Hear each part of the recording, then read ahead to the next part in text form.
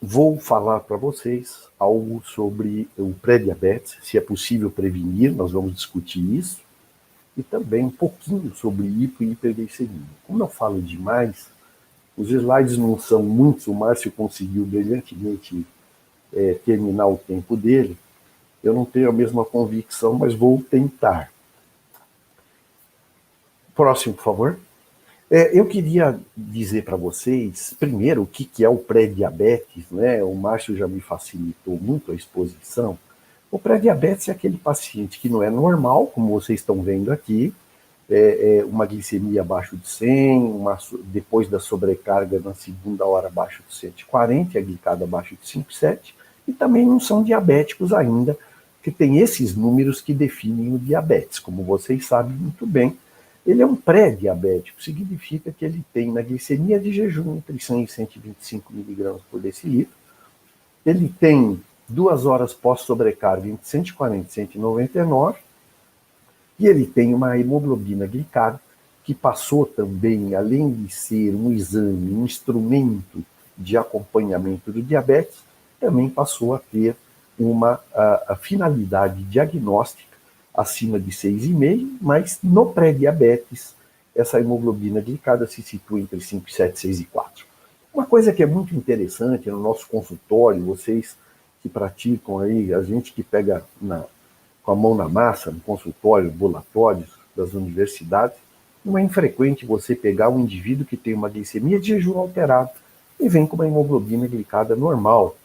Veja, isso aí, evidentemente, é um tipo de resistência à insulina especificamente do fígado que pode acontecer, mas não é isento de um aumento, uma chance 10 vezes maior de que você durante a vida desenvolva diabetes. E, evidentemente, quando você tem a glicemia de jejum alterada e também a pós-prandial, a chance de você se tornar diabético no decorrer da vida aumenta em 40 vezes. Próximo, por favor. Bom, esse diapositivo, na verdade, ele fala sobre mudança do estilo de vida, a sua influência na passagem de pré-diabetes para diabetes, é da Associação dos Endocrinologistas Clínicos Americanos, e fundamentalmente vocês estão vendo que apesar de a nutrição e o exercício físico serem os aspectos mais fundamentais, né, o que chama atenção é que nós vamos discutir nutricionalmente alguns aspectos relevantes para que você consiga não passar de pré-diabetes para diabetes ou retardar muito, e sobre exercício físico também. Nós vamos ocupar algum tempo para isso. Mas, próximo. Bom, acho que tinha uma... Vamos falar para vocês algo sobre alimentação. Isso é recomendação da Associação Americana de Diabetes, item por item, como vocês devem se comportar sob o ponto de vista alimentar.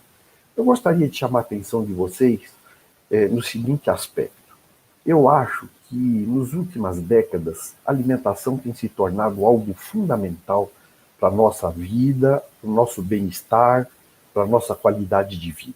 Eu diria que, normalmente, quando você vai ao médico, você tem que ter uma dieta balanceada entre carboidratos, proteínas e gorduras, e eu vou dizer um pouco para vocês como eu aconselho, como é a maneira de eu me alimentar, de tal modo que eu evite a minha passagem de pré-diabetes para diabetes.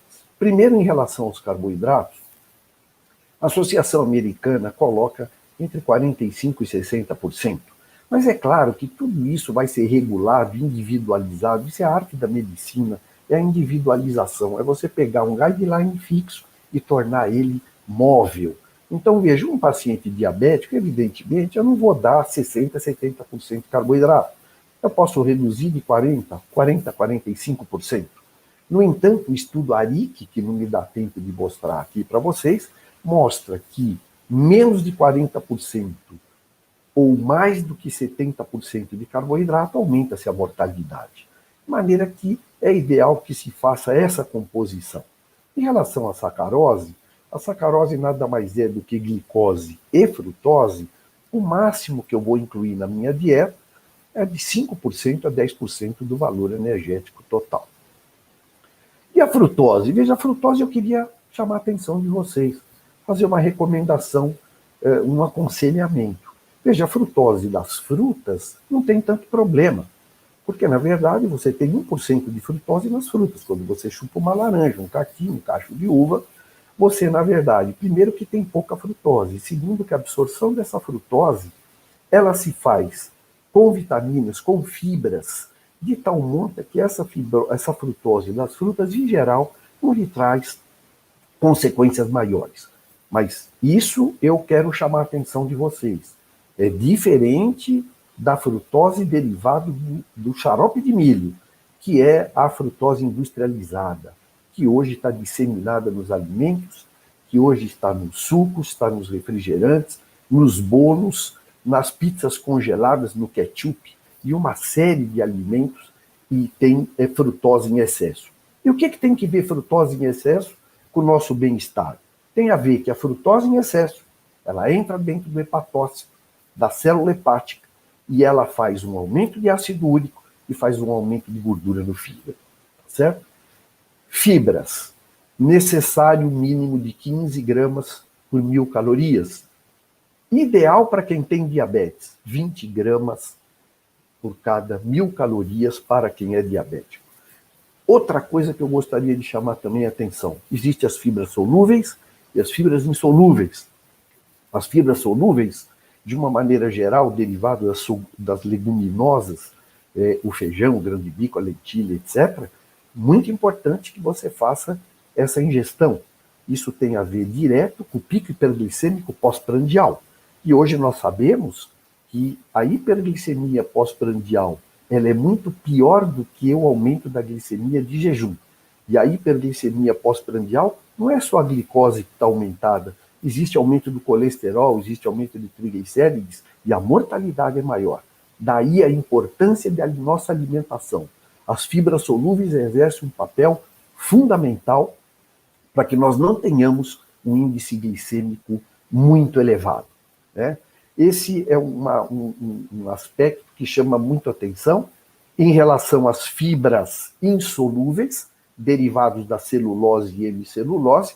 Eu gostaria de dizer também para todos vocês que o funcionamento nosso intestinal está muito ligado a isso.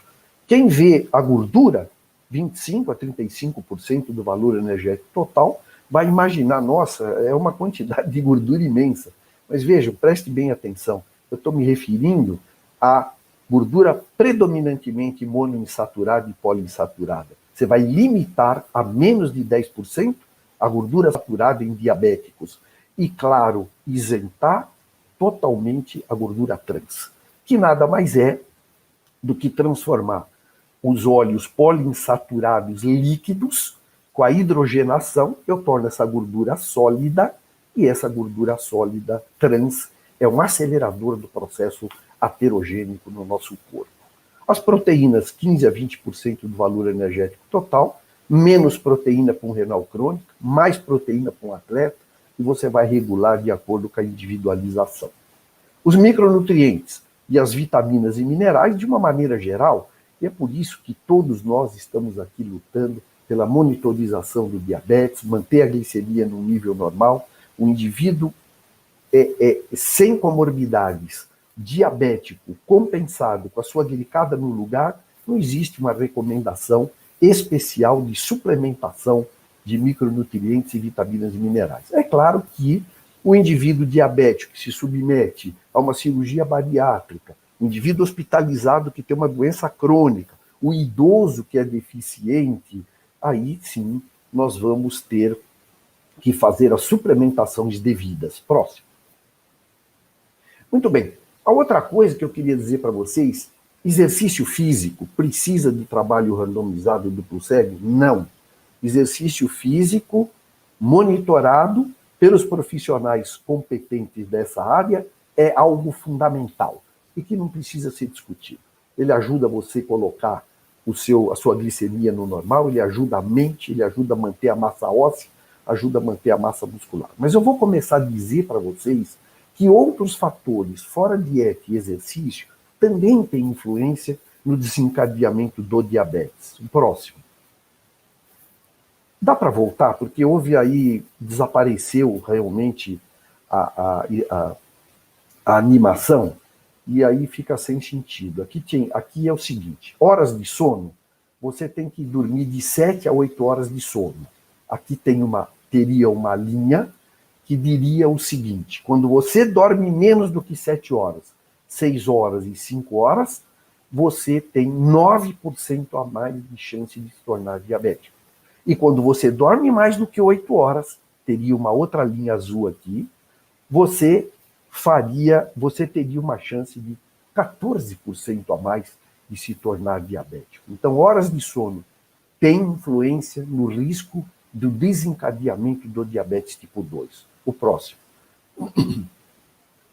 Olha, isso aqui é um slide que até pensei em pôr e tirar e exatamente fiquei em dúvida, mas eu fiz questão de mostrar para vocês, durante as minhas 4 décadas ou mais de permanência na Universidade Federal de São Paulo, para mim chegar na minha sala, eu passava na sala dos nefrologistas. E eu vivia perguntando para encher eles, eu tenho que esperar a ter sede para beber água ou eu devo beber água independente de ter sede?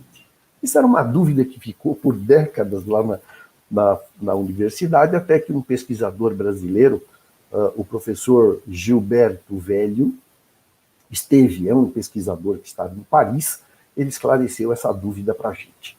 Então veja, quando você fica desidratado, tem um hormônio que aumenta no teu sangue, chama vasopressina. Esse hormônio é bom? Não, esse hormônio é muito ruim para nós. Por que ele é muito ruim? Porque ele diminui a taxa de filtração glomerular, ele pode causar proteinúria, microalbuminúria, ele dá hipertensão arterial. Mas só que, para mim, dosar vasopressina é muito difícil, é uma molécula muito fugaz.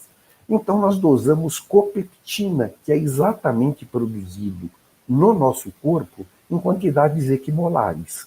E veja que tem uma relação entre o grau de hidratação e a tolerância à glicose. O que foi feito? Veja, com o passar dos anos, houve uma divisão aqui, vocês têm os quintis de copeptina em valores progressivamente mais altos, e quanto maior a copeptina, que significa maior o ADH, maior a vasopressina, maior a chance e a incidência de desencadear diabetes tipo 2.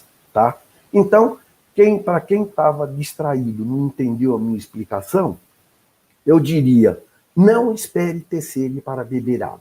Beba água independente de ter sede, porque você vai manter a sua vasopressina suprimida, você vai viver mais. Eu digo isso com toda tranquilidade e chamo a atenção por um aspecto fundamental. Isso é mais verdade ainda para o indivíduo depois dos 75, 80 anos de idade, onde o osmômetro de identificação de hidratação está alterado. O próximo, por favor. Muito bem, vocês devem estar imaginando o seguinte, o que esse cidadão tem a ver com a aula?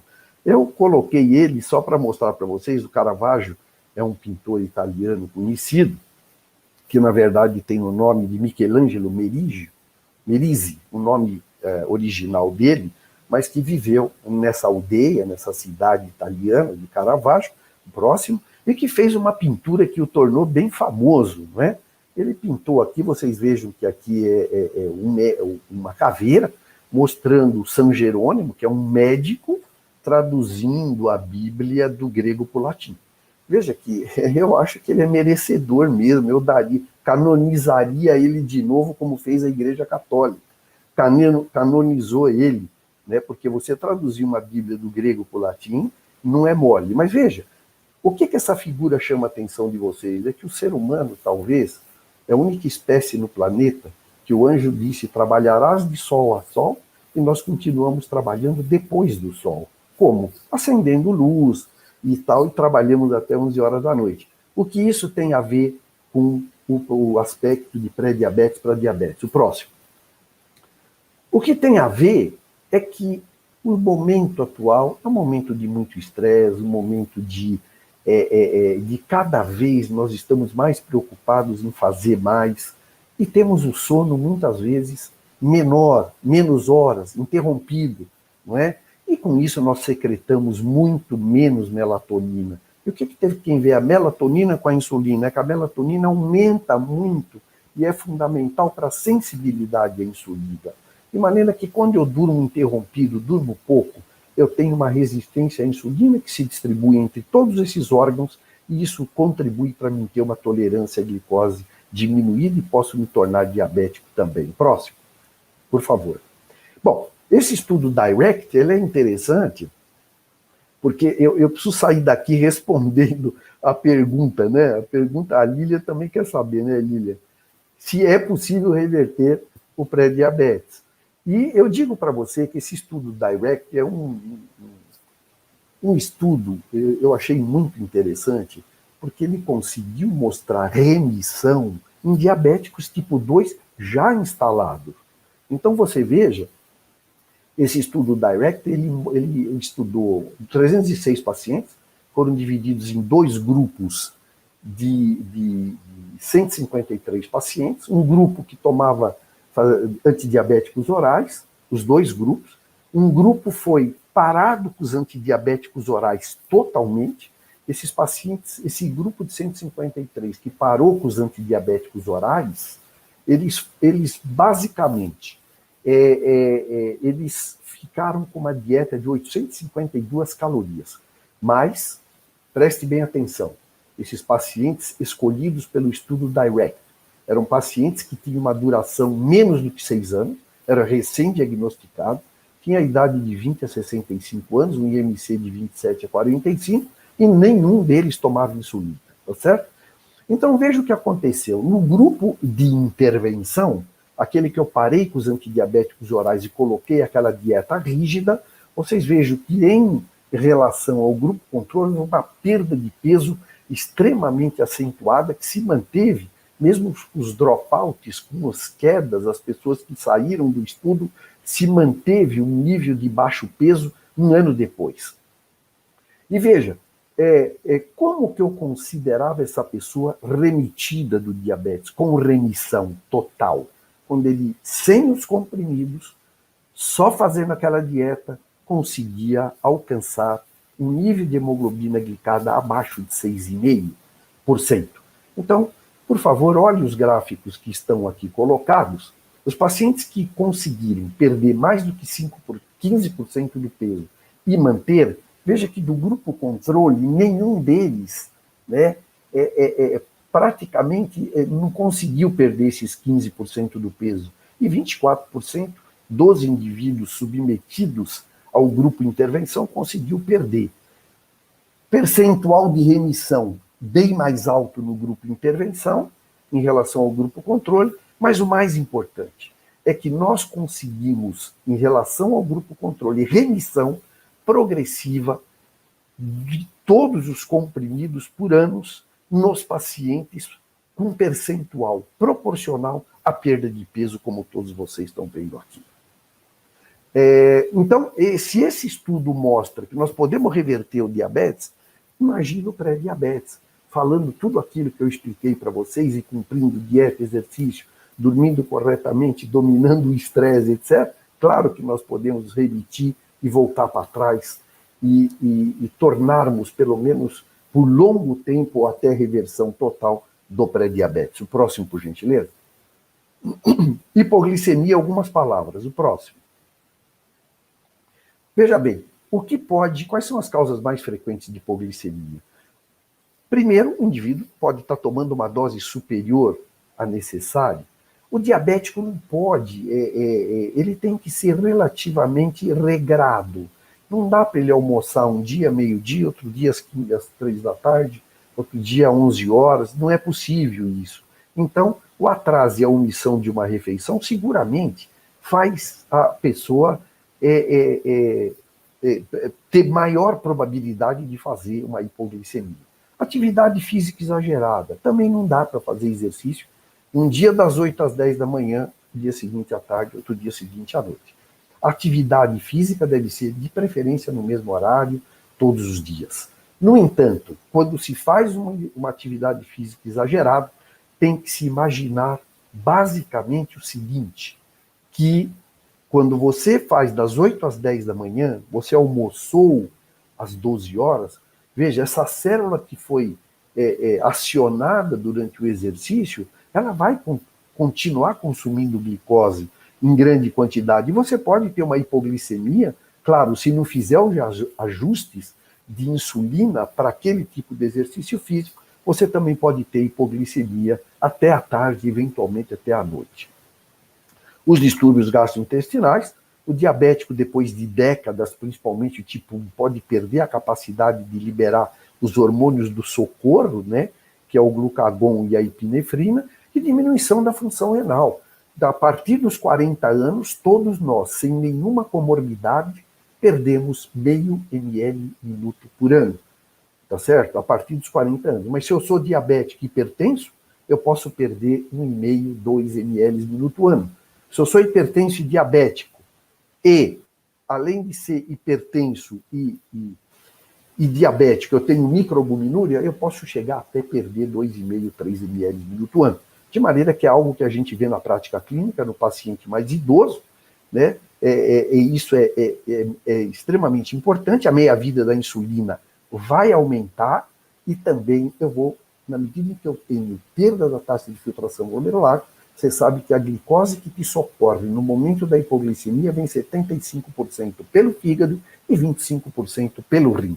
De maneira que eu não tendo essa produção renal de glicose, eu fico potencialmente sujeito à hipoglicemia, até porque a insulina fica mais tempo na circulação. Próximo. Muito bem, as manifestações clínicas são variadas. Se eu disser para vocês que aí a 20 metros de onde você está agora tem alguém em hipoglicemia, a primeira coisa que vem na sua cabeça é encontrar alguém taquicárdico, pálido, suando e com tremor. Tá certo? Mas, veja, na maioria das vezes, quando a glicemia cai rapidamente, o que a gente está acostumado a ver são sintomas do sistema nervoso simpático. No entanto, às vezes, nós temos hipoglicemia sem taquicardia, palidez e sudorese. Nos casos de glicose que cai muito lentamente, eu tenho sintomas do sistema nervoso central evidenciado. Eu pego um indivíduo embaixo da ponte, ele está 2, 3 dias, ninguém dá comida para ele, ninguém fala nada. No terceiro dia, ele está falando coisa desconexa, muda a personalidade totalmente, sonolento, apático, e pode ter, inclusive, quadro muito parecido com acidente vascular cerebral, eventualmente, e às vezes nós temos um mix de apresentação clínica do sistema nervoso simpático mais o sistema nervoso central. O próximo, por gentileza. Bom, hipoglicemia é considerada leve entre 50 e 70 miligramas por decilitro, moderada entre 36 e 50 miligramas por decilitro, e hipoglicemia grave, quando a glicemia é menor do que 36 miligramas, e que, na verdade, esse paciente necessita da ajuda de terceiros. Próximo. Muito bem, aqui é a nossa briga eterna, né? Se você não corrige a hemoglobina glicada, o diapositivo está mostrando que quanto maior a hemoglobina glicada, maior o risco de complicações, principalmente no que se refere à microangiopatia.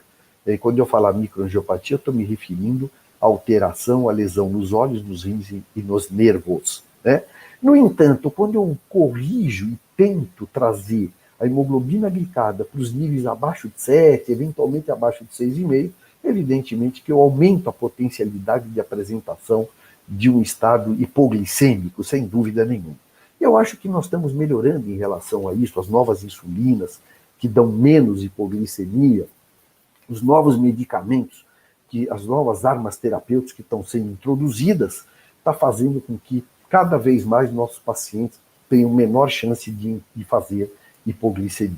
Próximo. Veja, aqui é muito complexo isso. A hipoglicemia causada, evidentemente, eu diria que a hipoglicemia é ruim e a hiper também é ruim. Mas a hipo é 10 vezes pior, porque ela pode lhe causar problemas de gravidade acentuada. E pode lhe dar uma arritmia e você correr risco.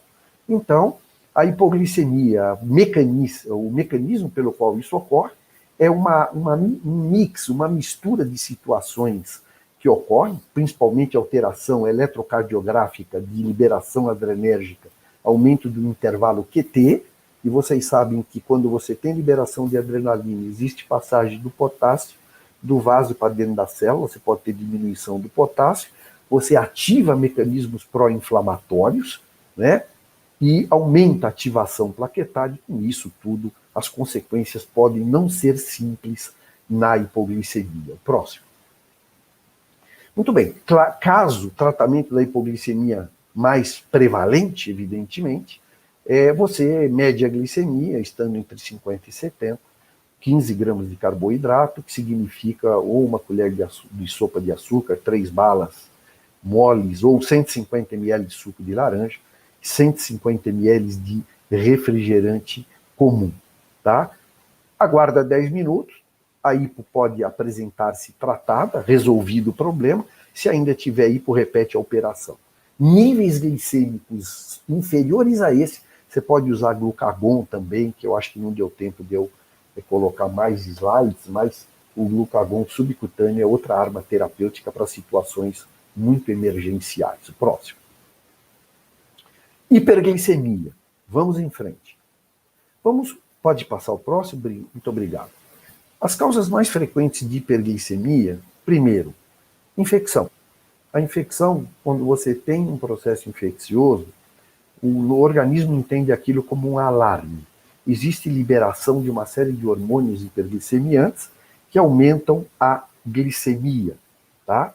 Parada ou diminuição da dose de insulina é outro aspecto que não tem acontecido mais, mas eu me lembro que 30, 40 anos atrás, às vezes o paciente aparecia no pronto-socorro e dizendo que parou porque não conseguia isso no posto, no atendimento, no Sistema Único de Saúde, e hoje veja que com todas as falhas e os grandes problemas, nós conseguimos melhorar muito nesses aspectos, graças e principalmente à luta do nosso do pessoal envolvido na melhora da vida dos diabéticos, e realmente conseguimos um grande aprimoramento em relação a esses aspectos. Não está ideal, mas melhorou muito. Início da medicação, de medicação que aumenta a glicemia. Às vezes o indivíduo começa a tomar corticoide por outro motivo, né? Ou toma uma olanzapina, ou toma um corticoide, ou uma outra droga hiperglicemiante, também pode desencadear um estado hiperglicêmico, alterações importantes da dieta, estresse emocional, que a gente não consegue se livrar disso, né? Em nenhum momento da nossa vida, e no estresse emocional também existe liberação de corticoide, GH e glucagon, e também pode dar hiperglicemia. E quem usa bomba de infusão, evidentemente, que a obstrução do catéter pode levar a hiperglicemia também. Próximo, por gentileza. As manifestações, o Márcio já disse a vocês, o indivíduo começa a beber muita água, urina muito, fica com a boca seca, fadiga, pode desidratar, e uma coisa que chama muito atenção, o paciente come muito e emagrece. Eu digo principalmente diabetes tipo 2. Então, urinou muito, bebeu muita água, boca seca e está perdendo peso, vamos lá, vamos investigar com todos os parâmetros que foi mostrado pelo Márcio, investigar e vamos ver se eu estou diabético, e vamos tratar e vamos resolver o problema. O próximo. Isso. Bom, o estado hiperglicêmico, como eu disse para vocês, o estado hiperglicêmico ele causa uma série de problemas, e o primeiro problema que causa é a alteração da função imune. Veja, quando o seu corpo é invadido por uma infecção, por um corpo estranho, o corpo não manda autoanticorpos discutir com esse intruso, ele manda um soldado raso, que é o polimorfo nuclear neutrófico, cuja quimiotaxia e o poder de fagocitose estão alterados. A mesma coisa é a reduzida formação dos antioxidantes. Não só o superóxido dismutase, mas aí tem a vitamina C, o beta-caroteno, o glutationa, todos nos diabéticos descompensados, existe uma diminuição e isso vai se refletir posteriormente. Assim como diminuição das células T, CD4, CD8. O próximo, por favor. Muito bem. Eu não podia deixar de falar alguma coisa para vocês do impacto da Covid-19 na hiperglicemia. Vocês sabem que eu costumo chamar essa pandemia, quando eu estou muito com bronca desse momento, isso é um castigo para a humanidade toda. Sinceramente, eu acho que é um negócio complicado. Mas veja, o SARS-CoV-2, ele pode causar hiperglicemia por duas fisiopatologias. Primeiro, agindo diretamente na célula beta, tá certo? E levar a uma diminuição da secreção de insulina e hiperglicemia.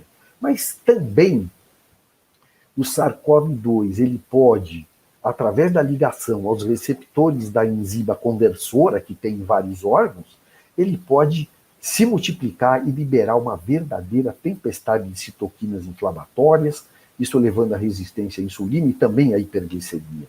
Mas vocês observem que o estado hiperglicêmico te coloca numa situação difícil, porque você tem glicação desses receptores da enzima conversora nesses órgãos, principalmente no pulmão, e aí você faz, evidentemente, uma multiplicação viral muito importante.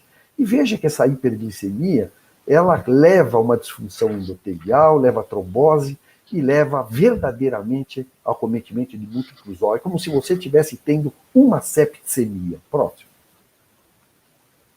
Muito bem, você acha que é o penúltimo ou último, não sei. Mas, veja, muito importante, esses receptores da enzima conversora, eles existem em vários locais, né? No endotélio, no pulmão, no rim, existe também no coração e no intestino.